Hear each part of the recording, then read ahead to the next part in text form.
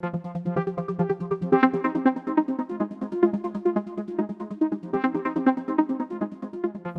second masterclass is simply called The Power of Hair. And my first tip is actually to say, understand your customer. Why is that important? Because actually, hair defines us. Hair has such an important role to play in everyone's life. Because in a sense, it is part of one's personality. It's part of one's physical being and also spiritual being. It's how one wants to project oneself to the world. And hair color have lots of resonance, whether it's part of myth, whether it's part of storytelling, whether it's part of fairy tales. I give you an example. One of the oldest fairy tales, dating back to the 10th century, involves a heroine. And guess what? The heroine who's good has blonde hair. The Wicked Witch has, guess what? Black hair. So already in mythology, you have the sense that hair plays an important role, and hair also defines the type of personality one is. So when I talk about understanding the customer, the most important element of this is when the customer meets you, and I'm talking meets me as a hairdresser, the first thing is to understand them and their needs. And that means the heart of great service, the heart of great delivery, the consultation. And the consultation involves, very simply, asking relevant questions. Now, I often say the easiest way to do a consultation is simply to make that person sit in the chair, no gowns, and you see them for what they are. And you ask questions like, what job do they do? How do they see their hair in terms of the way it looks currently? What is their vision? Do they want to have shorter, longer? Is that the element that they want to achieve? And you need to build up a picture in this way of the kind of client and what they want to achieve with their, shall we say, their total beauty look. And when you've understood what that client wants, you have to also then say, does it match their lifestyle, the job that they do? Is it practical? Does it need a lot of work? Does it need a lot of home maintenance? And does it actually fit in terms of the way that client wants to project themselves? And one key learning that I would advise is always ask the question, is there a part of them that they don't like? Because often you might look at that client when you're doing your consultation and they actually might not like their nose. And so you don't want to create a haircut that's all enclosing. You actually want to open the face up so it doesn't make the nose as visible, for example.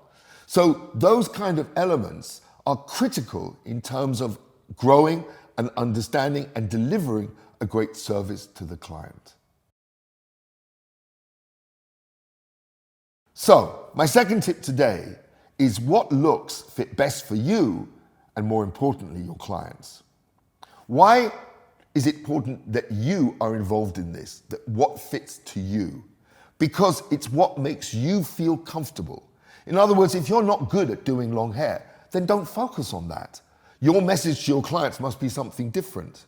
If you're good at short hair, then make that the key message that drives you. If you're good at coloring, then make that a key message that drives you and the kind of clients that you want to attract into the salon.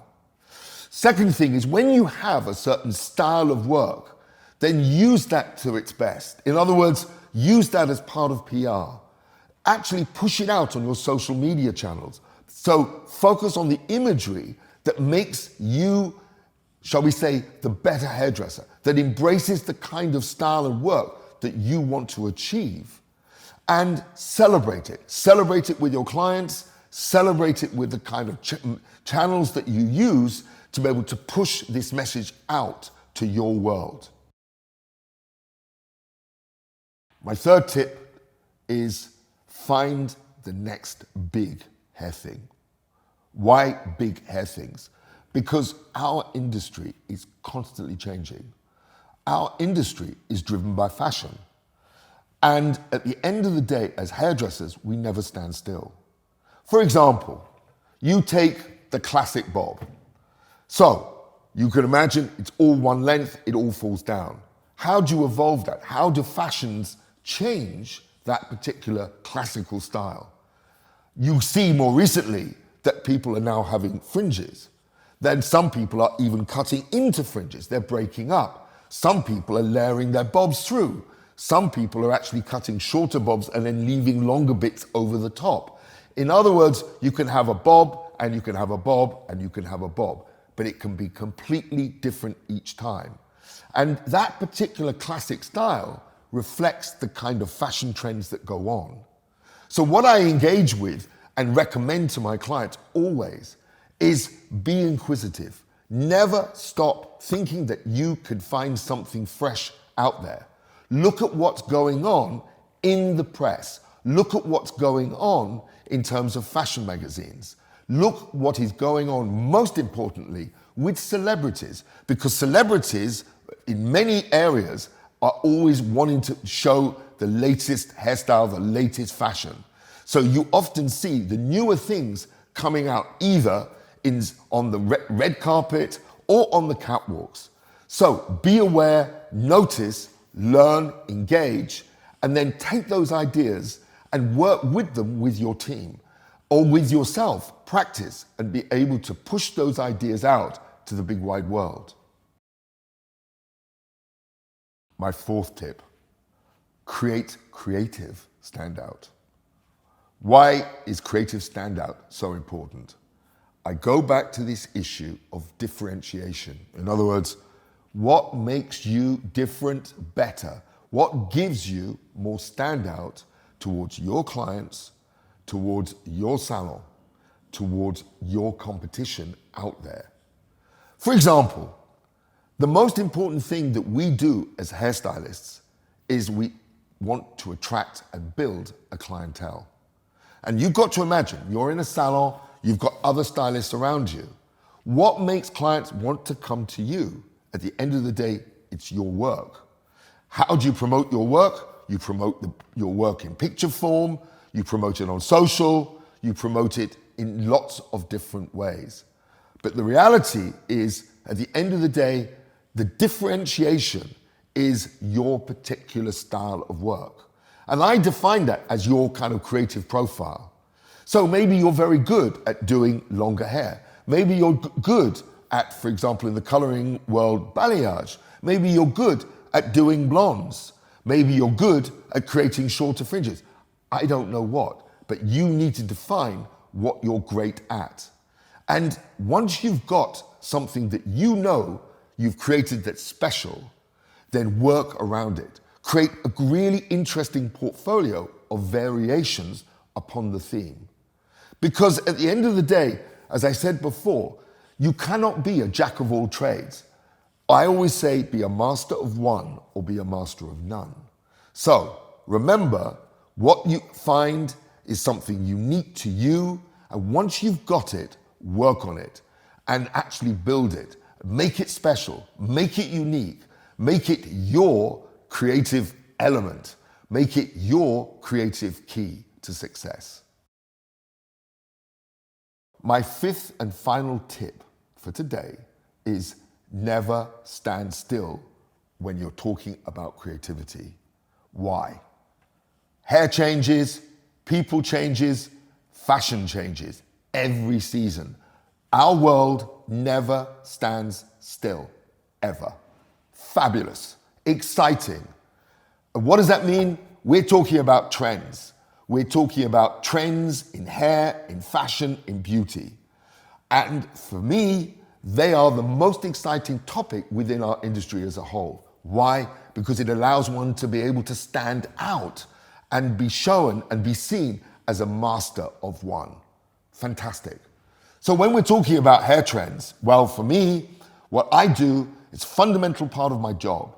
And we have a trend collection that we produce every season. And what are we talking about? We're talking about something that we call essential looks. And we effectively take the trends that come from the catwalk each season. Why are they important? Because you're seeing the trends 6 months ahead of when they really hit the marketplace. So as hairdressers, it gives us the opportunity to be able to have an insight into where fashion is going in the next year. And what does that allow you to do? It allows you to have a competitive edge against your competition. It allows you to be able to stand out and prepare. Fantastic. That's what our world is all about.